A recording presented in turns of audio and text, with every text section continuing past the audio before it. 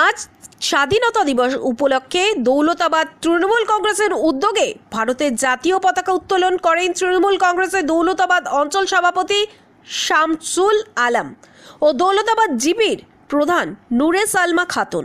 পতাকা উত্তোলনের পর মাল্যদান হয়। উপস্থিত ছিলেন তৃণমূল কংগ্রেসের দৌলতাবাদ অঞ্চল সভাপতি শামসুল আলম, দৌলতাবাদ জিপির প্রধান নূরে সালমা খাতুন, যুব সভাপতি রবিউল শেখ ও সেলিম।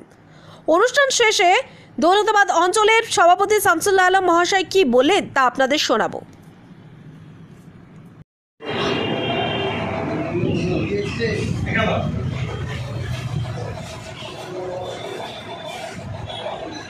আমাদের স্বাধীনতা দিবস দৌলতাবাদ অঞ্চল তৃণমূল কংগ্রেসের পক্ষ থেকে প্রতি বছরই আমরা পার্টি অফিসে স্বাধীনতা দিবস এই 15 আগস্ট আমরা পালন করে থাকি।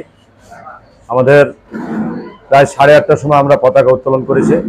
তার সঙ্গে এলাকার যে আমাদের তৃণমূল কংগ্রেসের সৈনিকবৃন্দ সকলেই মিলে আমরা এখানে করে স্বাধীনতা যে শোক দিবস, সেই শোক দিবস আমরা পালন ইতিমধ্যেই সম্পূর্ণ করেছি এবং সকলেই মিলে আমরা সেখানে ছিলাম।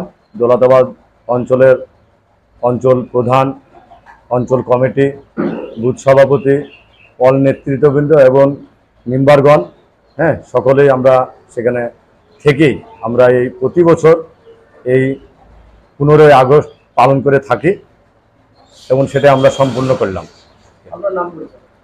আমার নাম শামসুল আলম, দৌলতাবাদ অঞ্চল তৃণমূল কংগ্রেস সভাপতি।